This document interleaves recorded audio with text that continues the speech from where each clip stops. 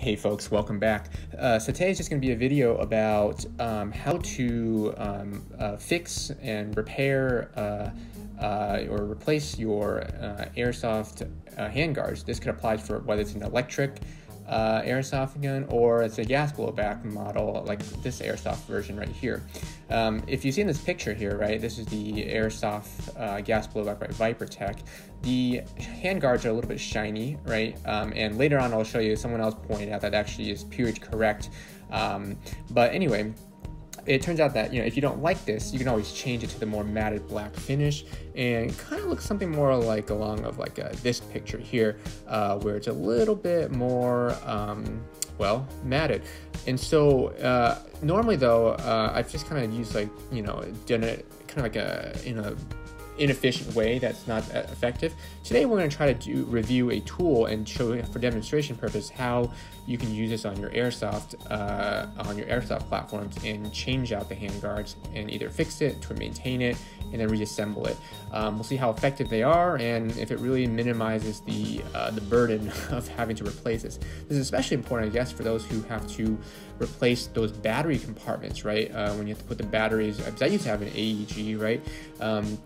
It's very difficult for those platforms to put those nunchuck battery styles into the handguards, and I've never really invested into one until now. So today we'll see how this platform works and then how it looks like after changing it. Whether it's your rifles, your gas blowbacks, or probably your AEGs, doesn't really matter, as long as they're in this M4 system here.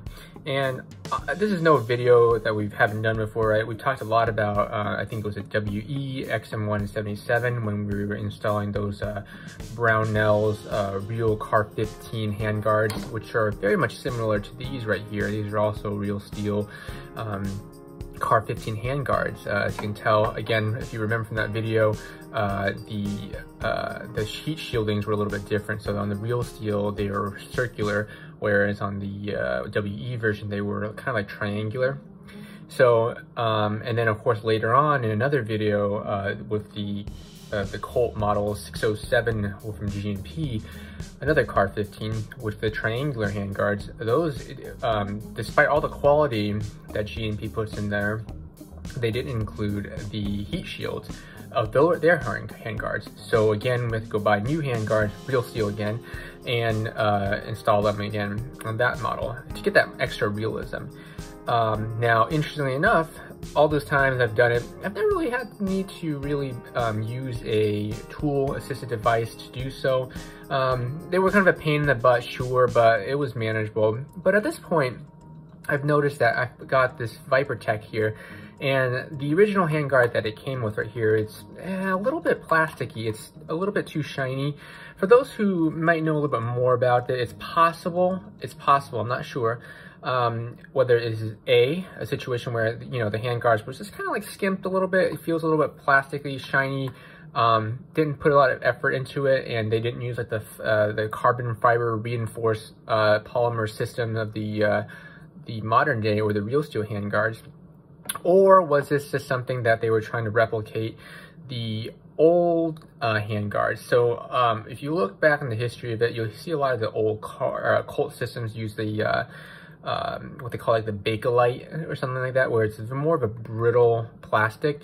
So it may be that they're imitating. Either way, I'm not a huge fan of that, and I would like to replace it with the less shiny and the more realistic, I think, in my opinion, Car 15 handguards, and that looks better. So with that out of the way, I finally decided to invest in a tool that can help get me through this process. Now, you can just look at anywhere. This is kind of AR-15 Delta ring removal tool. I found this on an Airsoft website, actually, but I think you can get it really anywhere. Get them right here. And this tool here looks like this. And so this part here is all rubberized, which is going to be important because it doesn't mar up your Delta ring or your slip ring, depending on how you use it. And this part right here is plastic, but that kind of sits nice into your receiver part. So I will demonstrate here how that goes through, and we're going to try to remove this without much effort, at least hopefully, because in the past I kind of been using a kind of a screwdriver pinning it down, holding it down, and it mars the delta ring, and it mars the plastic end of these hand guards. So let's see if this can avoid that.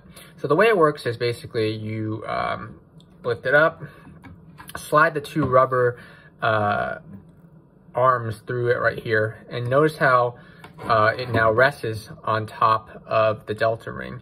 Now this part down here will fit nicely into the mag well, as you can see right here. And what I'm going to do is I'm going to hold this down like kind of like a vise. I'm going to clamp it a little bit gently. You don't have to go crazy. And then I'm going to pull it backwards. So usually I'm doing this, which is just so that you can see here, and the folks, usually I'm doing this, and you would do this in a standing up position, vertically. I'm doing this so y'all can see a little bit better, but basically I'm going to try to peel back or pull back this handguard like this. As you can see, now it might be a little dark, but here you go. See, the handguards are being pulled back, and I could now gently wiggle this handguard out without much damage. Come on, still a little bit, there we go. So that's popped out nice and easily. And again, the second reason why I wanted to do this is, I don't know why they didn't include the heat shields. That's not okay. Come on, they got everything right. And for a high-end model that is supposed to be a Colt replica or duplicate, you would think that they would do this. Again, this is the same pattern that happened on the GNP system as well, where you notice those triangular handguards, despite the model being so good and very accurate to the original with the externals, they didn't include the heat shields in there, so that's why I had to get the real steel one. How am I gonna fire these some full auto and not, you know, get my hands all burning? They gotta think about that, you know. So that's why we're gonna install the real steel here. I can't remember what the website was, but again, their Brownells were actually sold out actually, but they look very remarkably similar to the Brownells one that I got before, both structurally in terms of the design of the inner heat shields, as well as the construction of the materials that are made from the polymer component. Either way, let's just do a quick comparison right here so you can tell. Look at that. The vent holes are pretty much 1-to-1. Well, actually not really. They look a little bit spaced out a little bit differently here. And then of course, one on the left, one on the right? So very different. And then you can always kind of see little bits of the heat shield on from the bottom side. But again, not a lot of people can really see that all the time. But to me, I think it's really important to have that realism right there. And from certain angles, it's hard to catch it on camera, but from certain angles you'll be able to see it. So a lot of props actually to WE and Marui for actually including a system that includes the handguards or the heat shields in the middle. Come on, that's a big thing, at least for me, and that's probably one of the reasons why I had to invest in one of these things, which I never thought I would have needed one because of that. Anyway, now that you know how it works, we'll probably go ahead and uninstall the second part down here, and then we'll skip the video for a second. Okay, so now that that's been removed, bottom handguard pretty effortlessly, and let me make sure that there's been no damage. Look at that. The rubber protection on the shaft here of this part right here, these two legs here, were able to prevent any marring on your delta ring. Of course, let's make sure that there was no damage on the internals, but even if there were, which I don't see anything right now, it wouldn't have been a big issue anyway, because that's an internal component. You really wouldn't see much of that, but I don't see much in there either. So, solid. This is how it looks like.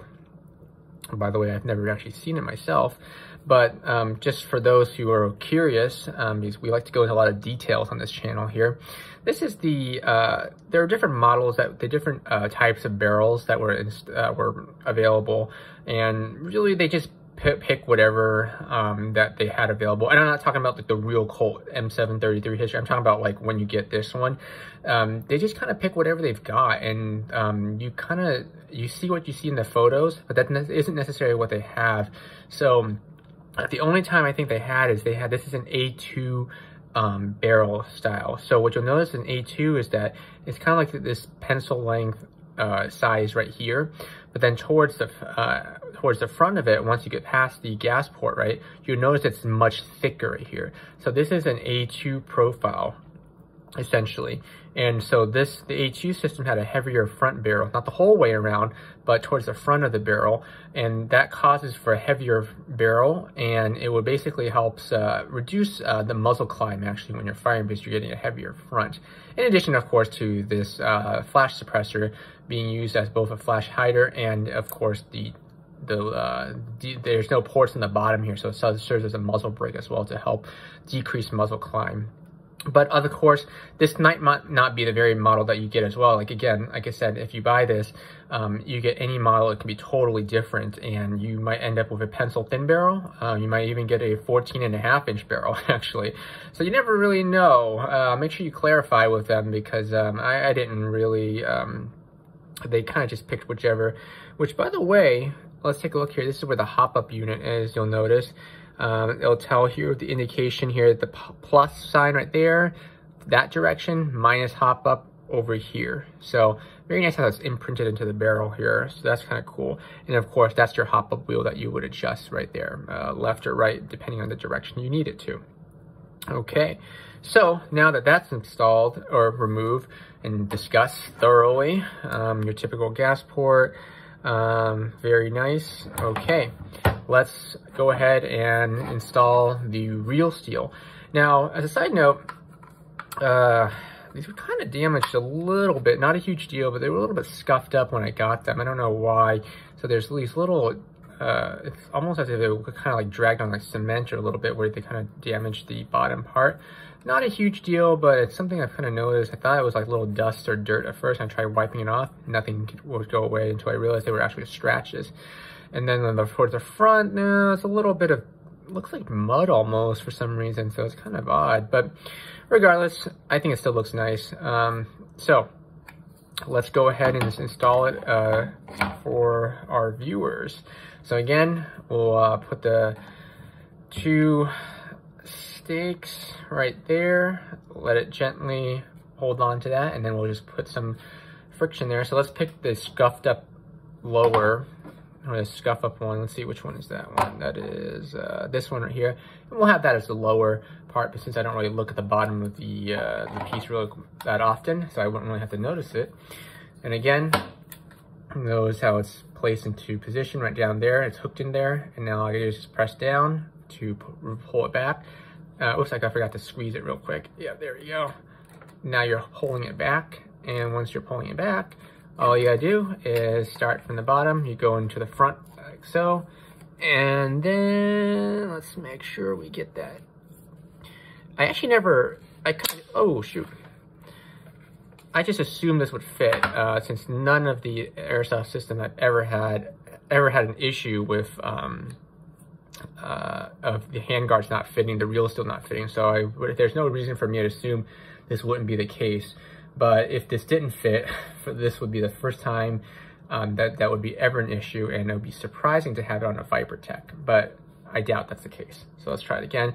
Let's give it a little more torque and hold that down.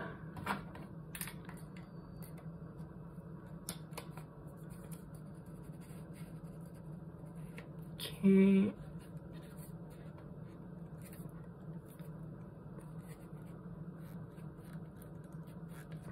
I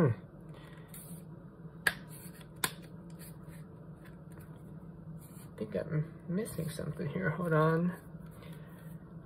Let's turn it aside real quick.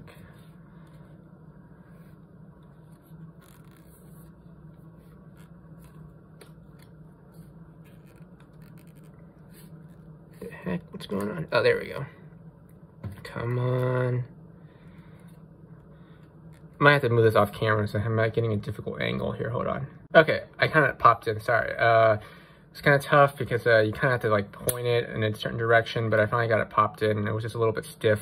I have to pull it back a little bit more, but it looks like it fits nicely. So let's get the second one popped on the top. Hopefully this one will be a little bit easier. So I'll go ahead and put this on top right here, just as a resting position. And then let's try to get this on camera so y'all can see what that looks like. Again, holding the clamp back down. And boy, that's a really stiff spring there. Hold on. There we go.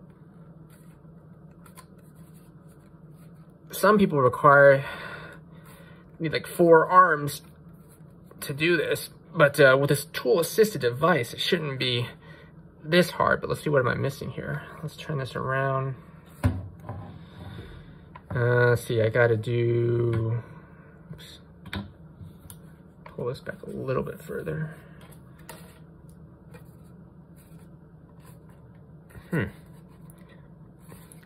Again, I might need to do this off camera before it snaps in, so hold on. Okay, cool. So once you kind of get into position, you might have to like just take the, remove the handguards and just kind of like squeeze them together, just snap them into place. Just be careful that you don't like pinch yourself, basically, as that could definitely happen between these 2 halves of the handguards coming together. But now it looks like this, which is pretty awesome. I'll probably take a picture so y'all can see a better view of the handguards and better quality than the image here. But there we have it. These are the old handguards. Feels pretty cheap, to be honest with you. Unless, again, this is supposed to be that replica of the Bakelite that they used in the past. But, you know, personal preference, I don't know. You be the judge of which looks better. Now, just as a quick note, if you remember that in that last film tape we saw, the handguards were very much closed together after I snapped them in. But after you start shooting the gas blowback a little bit, your airsoft gun handguards will actually kind of crack open. The seams will kind of split a little bit. And the reason why is that it's actually because of the metal heat shields actually is being pushed against with the little the gas tube. So actually, I think that's probably why, or at least one reason why they didn't include the heat shields in the original model, because it helps. There's too much space in there, and so the gas tube pushes against it, and it would prevent it from completely closing. It's not a big issue, but this is what it actually looks like, and you have to constantly push it together if you want to keep them closed. So again, I don't think it's a big deal, but it's just an FYI. Now, one thing that I will notice that, and it's kind of a testament to the recoil on this airsoft gun, is you'll notice that those are the internal heat shields that are being shifted back. And that's why they're not completely aligned with the vent holes on the polymer handguards, and you'll notice that they're overlapping. And the reason why, of course, is when you're firing, it will shift on the inside. Now, I don't know why... well, I know why it's happening. It's because of what I just said. But what I did to try to fix it, I took some the Flex Seal and tried to amend that part right there and try to like keep it there to keep it, put some Flex Seal in there to keep it from shifting back. And actually, apparently, that's what they do in the real steel version, actually. And this didn't really come with any. But hey, once you do that, it fits out pretty nicely, and you don't have to worry so much about that. Those heat shields sliding after you having recoil. So overall, great investment. I would definitely recommend investing in something like that hand tool. Very helpful for your handguards to replace your AEG and maybe to access your hop up or to replace your batteries when you're using it. It's probably a must-have for every airsofter out there. Well, I hope you all enjoy the content and see y'all next time.